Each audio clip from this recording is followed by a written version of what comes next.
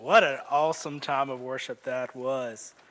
This morning we are going to be in Gideon. And if you know anything about Gideon, a couple buzzwords, at least at the beginning of the story, is weak and lack confidence.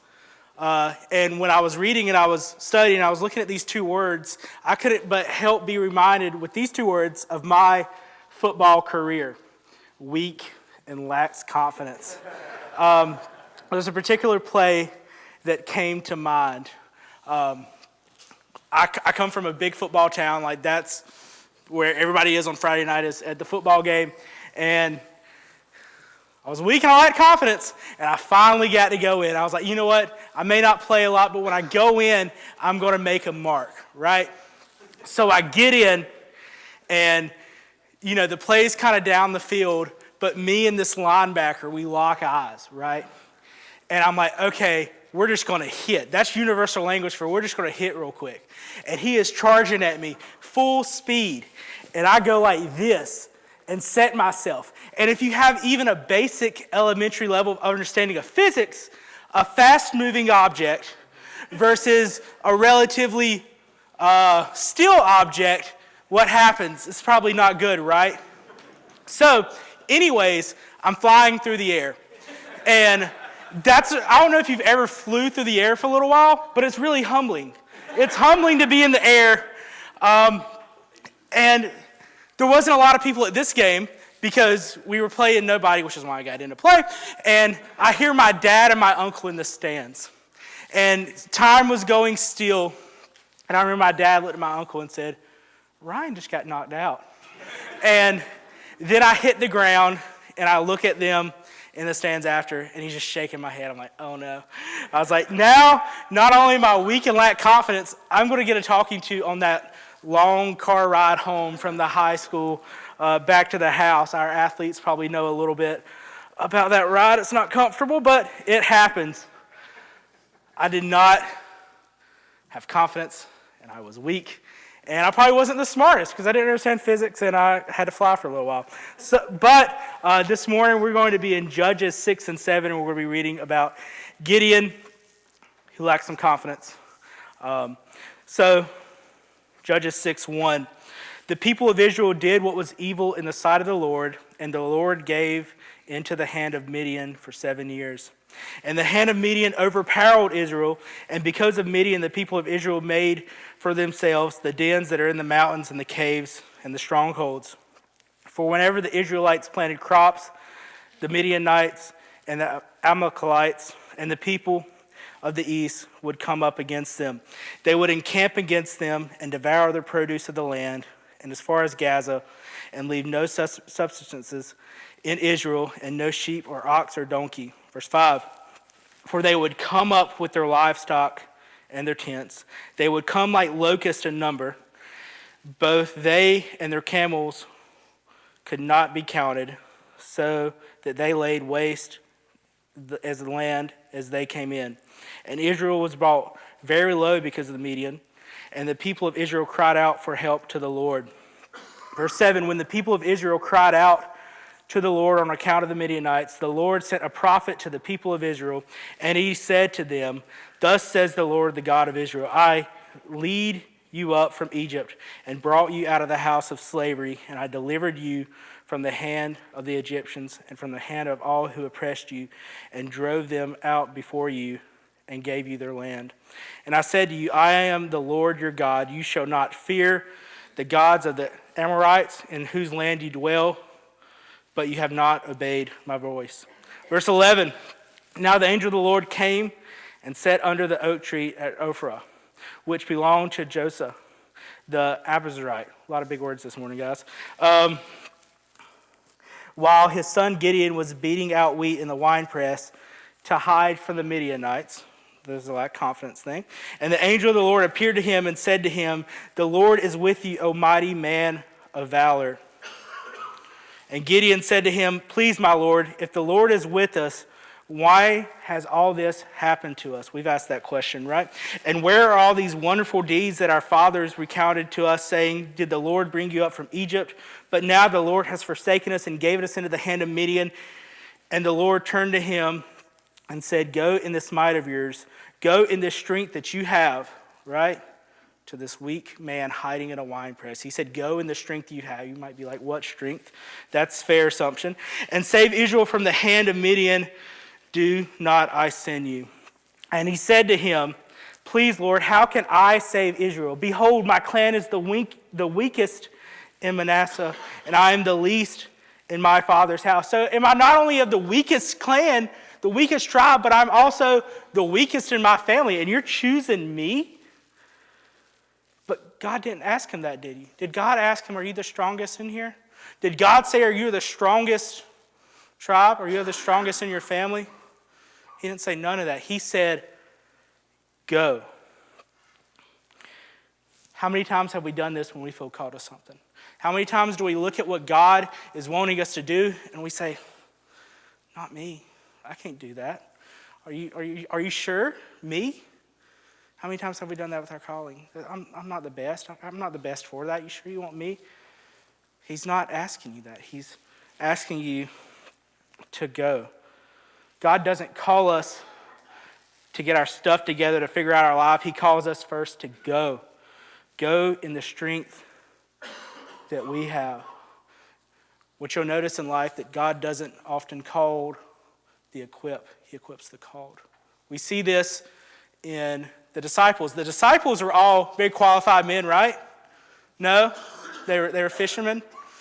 They were stinky and smelly and probably didn't have great social skills, but yet God used them as the great fathers of our church. Verse 16, and the Lord said to him, but I will be with you, and you shall strike the Midianites as one man. And he said to him, if now I have found favor in your eyes, then show me a sign. Show me a sign, Jesus. Show me that you're calling me. Then as you who speak with me, please do not depart from here until I come to you and bring out my present and set it before you. And he said, I will stay till you return. Verse 19, so Gideon went into the house and prepared a young goat and unleavened cakes from an ephah, like a 6-gallon basket of flour, right? The meat he put in a basket, and the broth he put in a pot, and brought them under the terebinth and presented it to him. And the angel of God said to him, take the meat and the unleavened cakes and put them on this rock and pour the broth over them. And he did. Verse 21.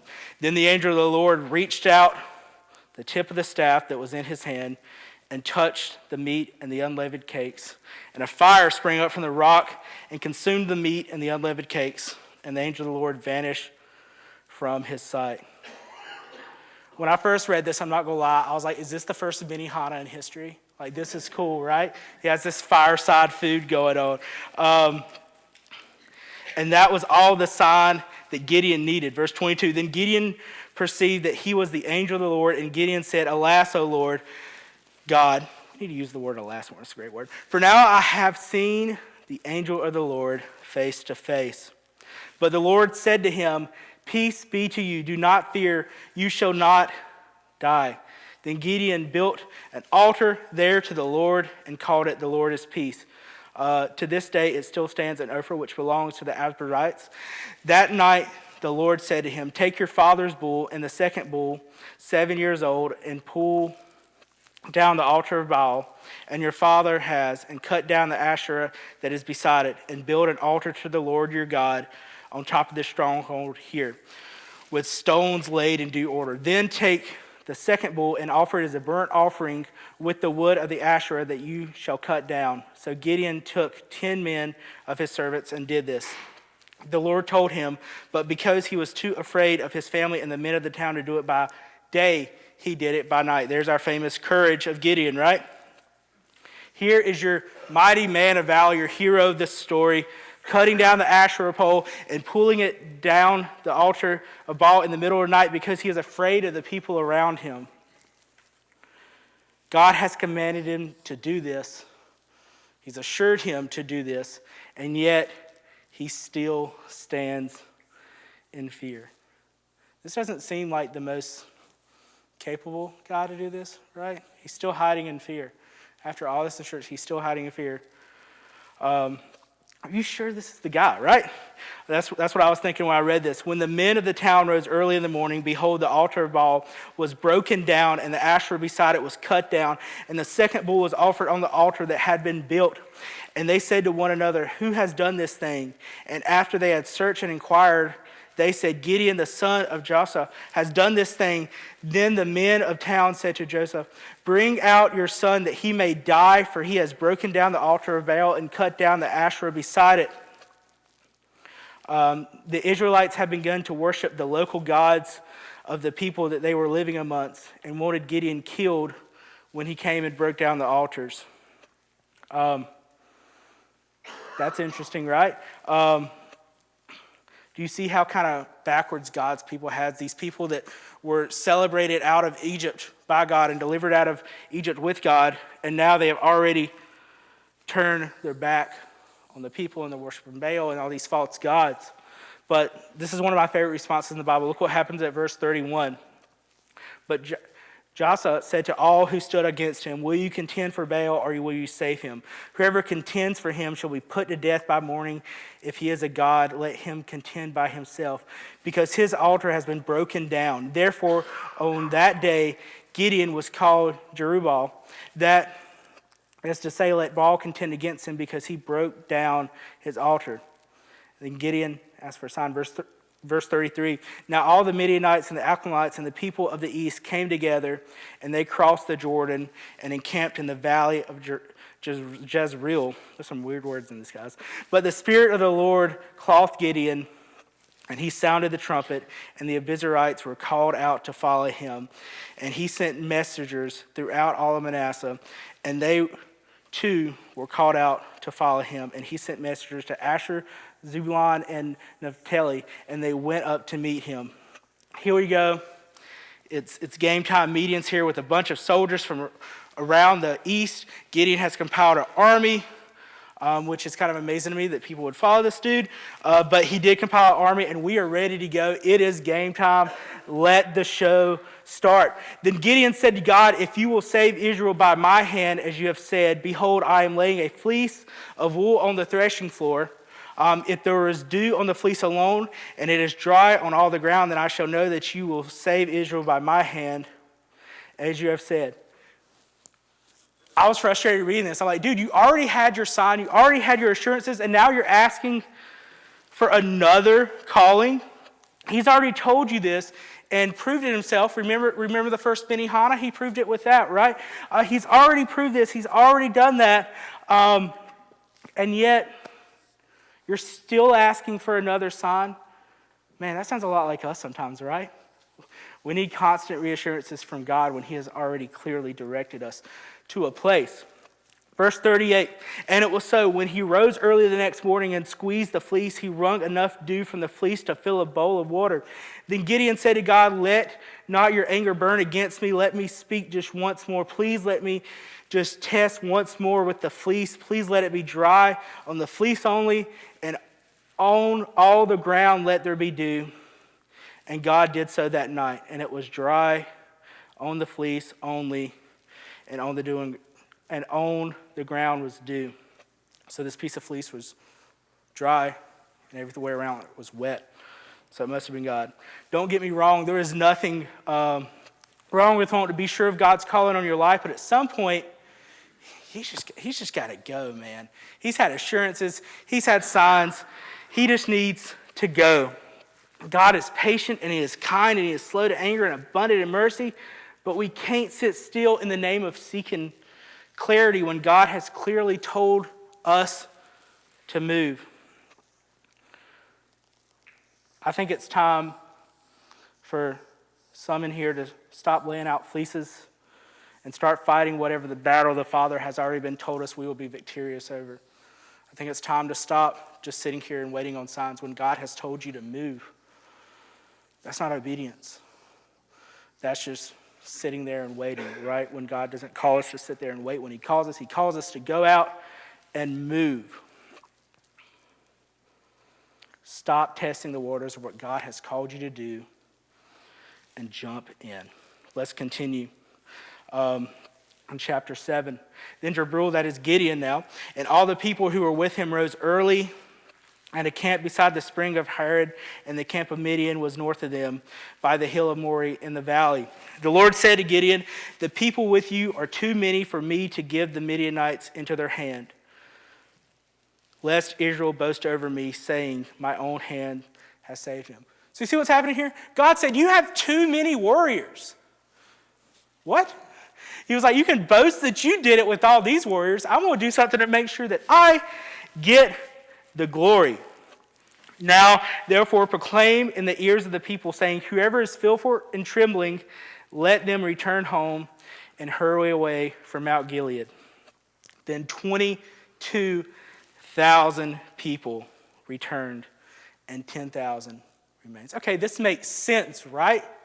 Send the scaredy cats away. They're scared, they're fearful, they're trembling, they're not going to do much good. They might desert, right? Send them away. That makes sense, right? We can still make this happen. We still have 10,000 people. That's a good army, right?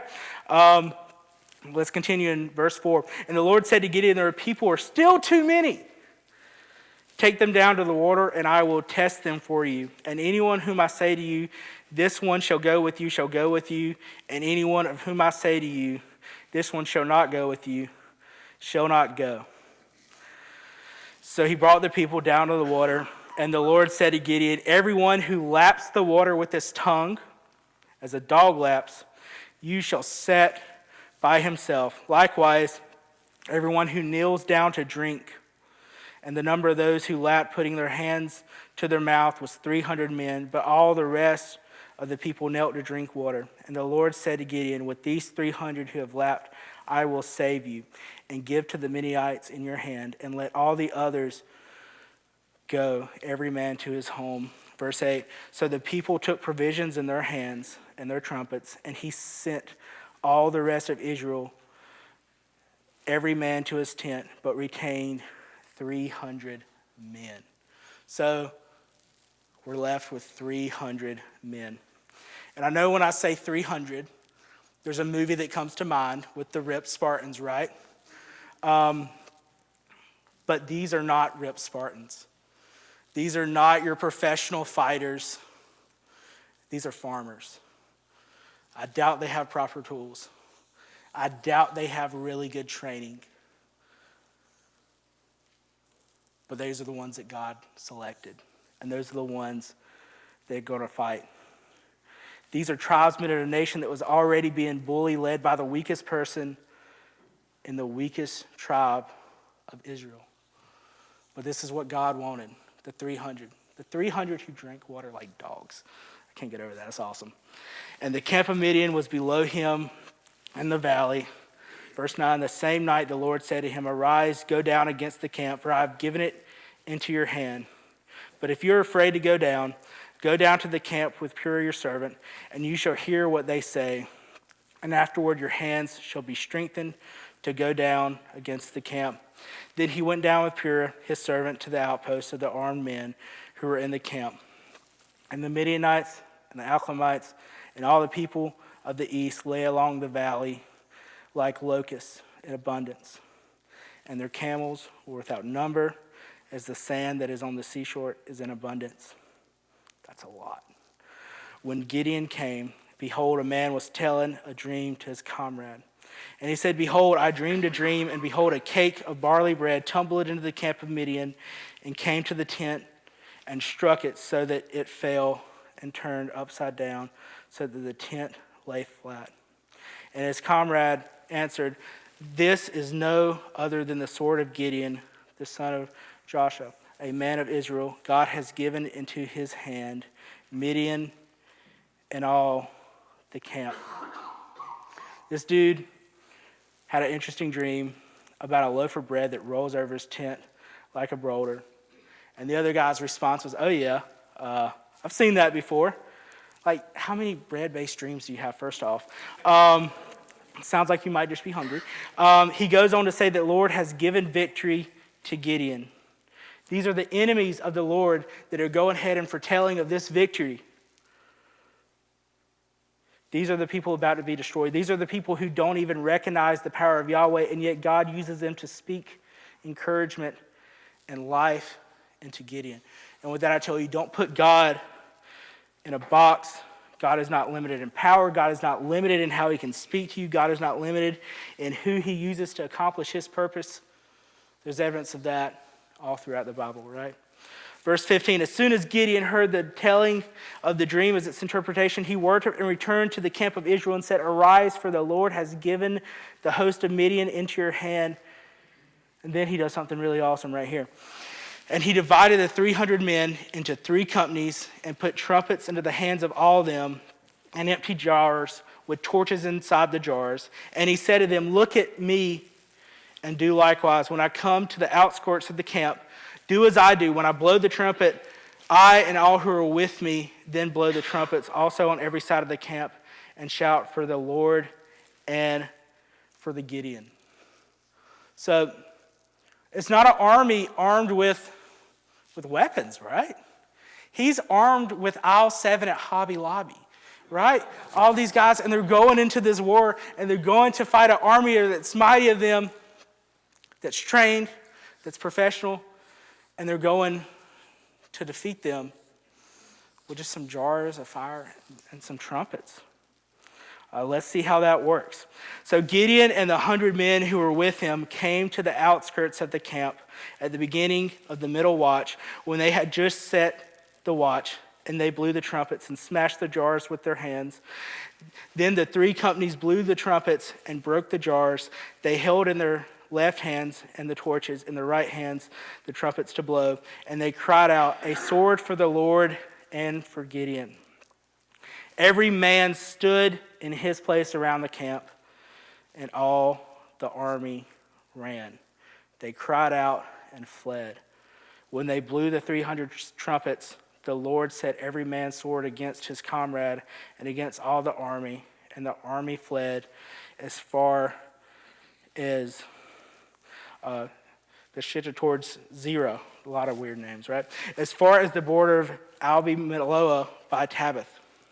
And the men of Israel were called out from Naphtali and from Asher and from all of Manasseh, and they pursued after Midian. Gideon sent messages throughout all the hill country of Ephraim, saying, come down against the Midianites and capture the waters against them as far as Bethbara and also the Jordan. So all the men of Ephraim were called out, and they captured the waters as far as Bethbara and also the Jordan. Verse 25, and they captured the 2 princes of the Midian, Oreb and Zeb. They killed Oreb at the rock of Oreb, and Zeb they killed at the winepress of Zeb. Then they pursued Midian, and they brought the heads of Oreb and Zeb to Gideon across the Jordan. What a story. What ended with a man called by God hiding in a winepress ended with the enemies being defeated in the same winepress. What a story. The timid, doubting, cowardly man gets called to fight a war against a great army with 300 people who drank water like dogs and were under-equipped, to say the least. Yet, in spite of everything, they were victorious. Gideon was a mighty warrior. He didn't act like it. In fact, at every turn, he seemed like the wrong person for the job. See, Gideon feared that his own limitations would prevent God from working. The reality and truth of this story is that God uses us in spite of our limitations and failures. Gideon didn't seem like a strong man of valor. He didn't think of himself as mighty anything, but God views you not the way you view you, right? God's view of you is not your view of you. Imagine what you would accomplish if you started seeing yourself the way that God sees you. If you started seeing other people the way God sees you. Imagine what you could do when you allow God to define you and not the world around you. Don't let it define you. Imagine what you could accomplish when you start to realize that God has gone before you to prepare the way for you that he is calling you to. God's not going to prepare you for a way that he hasn't prepared. He's not going to call you to something that he doesn't want you to be called to, right? He's not going to prepare that for you. He is preparing you for a great work. And you might be saying, but God, I'm not qualified. But God, I'm just one person. I can't really make a difference. But God, the task is too great. But God, I'm not worthy. But God, I've done things that would absolutely disqualify me from doing this. I shouldn't be the one to do this. Look at my past. I can't do this. Are you crazy? I can't do this. But God, the task is too great. But God, I'm not worthy. But God, I've done things that would absolutely disqualify me. But God, I'm broken and my life is messy. And the enemy is great. But God is bigger than your enemy. He was bigger than the Midianites, and he's bigger than whatever you're facing in your life. Sometimes the only way to stand up to the enemy that you're facing is to stop standing. Getting down on your knees and releasing all control and fully surrendering is often the way to win the battle, and that's with God, right? When we relinquish control and we surrender, that's when the war is won. I was listening to podcasts, and there's a lot of struggles with vets coming to know Christ, because they're trained to win a war through plans and battles and relying on themselves. So it's hard for them to see sometimes that when we surrender and give up control, that you win the battle. But that's what happened here. And that's what God does. When we give up control to God, he does some amazing things.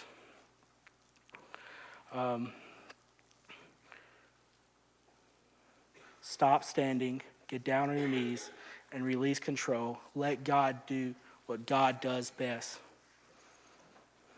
Maybe it's time that you give up trying to fight on your own and give it to God. God is bigger than your enemy. At the end of the day, Gideon didn't even do anything. Let's look at it realistically, right? He broke some pots and he killed a couple of stragglers. He didn't win a war, but he surrendered to God, and God took care of the greatest enemy of his day. With the Holy Spirit in us, we can have confidence not in ourselves, but in God, that he will carry us through what he has called us to. In closing, if you're in here and you don't have a relationship with God, I have really good news for you. God stands at the ready to do the same for you today, because the greatest enemy of our day isn't some army. It's sin, shame, guilt, depression, anxiety, addiction, self-hatred, misplaced identity. It's time to stop fighting those things alone, right? Those are things that are too powerful to defeat on ourselves, but when we go with God, when we stop fighting and we surrender and we give it to God, that's how we win that battle. It's time to stop fighting alone. If you're in here and you have proclaimed faith in Jesus Christ and begin your relationship with God, my challenge is for you is to start moving. You, like Gideon, are a mighty hero. Jesus himself has called you to go, therefore, and make disciples of all nations, and told you that I am with you always to the end of the age. He has not only called you into service, but also, like Gideon, he has given you victory before you have even begun. You might be sitting here and you're thinking, I'm not really called to anything. And for that I say, I don't know you personally, so I can't say what you're called to and what you're not called to. But I can tell you one thing. You are called to fulfill the Great Commission. You are called with specific orders to go, therefore, and fulfill the Great Commission. Go and make disciples of all nations, baptizing them in the name of the Father and the Son and the Holy Spirit. As Christians, that is what we are called to do, period. Right? We are called to fulfill the Great Commission. And we can do that. If we have that knowledge, we're not supposed to hide it under a bed like Jesus says in Matthew 6. We're to put it on a lampstand, show it shines light. If we have this light of Jesus in us, we are not supposed to hide it, but we're supposed to display it. That is our call as Christians. So why are we standing still? Why are we not doing that? God may be calling you to specific careers, to specific relationships. That's you and him, but he is calling you into the Great Commission. And this is one of the craziest things because, I felt like real tugs when I've been out in the world. I don't know if you ever feel that, but you're out and you just feel a call to share Jesus with someone. I remember I was actually driving around a church bus around the city where I spent many of my intern years driving a church bus around Charlotte. And I'm actually picking up 50 cheeseburgers from Five Guys. Not for personal use, I saw those looks, but for a group of people. And as I'm getting back in my church bus, there's these kind of down on your luck people in front of their car. And I'm hurrying to get in the church bus because Five Guys is going cold. And I just kind of go fast. And when you're in public and you know that someone's about to ask you something, you kind of hurry and walk past. Well, I wasn't fast enough. And they looked at me and they said, "Hey, can you help jumpstart our car?" And I'm in a church bus. And I was like, I was coming up with excuses. I was like, I don't have jumper cables. Like, we have jumper cables. I'm like, I'm going to have to do this, ain't I? So I get there, and I'm like, I just want to go. I just want to get these burgers to where they're going. I'm on a time crunch. And as I'm going, I'm like, let this go fast. Let's go fast. I'm just like, trying to hurry them along and help them. Then they're like, "So do you work at this church? Do you go to this church?" And I was like, "Yeah." And it was like, "So what can you tell me about Jesus?" I'm like, these burgers are going to be late, but this is worth it. So I go and I tell them about Jesus, and they end up coming to church. But when we're out in public, we feel that call to go and spread that commission. We feel these calls to go do specific things in our lives, and it's not for us to stand still and hope the situation goes away. We're supposed to go. God doesn't call us to stand still. God calls us to go. And that's uncomfortable. I know it probably makes a lot of people kind of nervous that their calling is the Great Commission, or their calling is this new job that honors God in a different way, or this relationship that honors God in a different way, that you should move on to that. And I know that's scary, but a lot of growth comes with being uncomfortable. And God doesn't call us to be comfortable. If you look in the Bible, does he sit there and does he encourage people to be comfortable, or does he encourage people to be uncomfortable and to follow his call? It's not a lot of comfortable people in the Bible. Just look at the disciples. They didn't have comfortable deaths.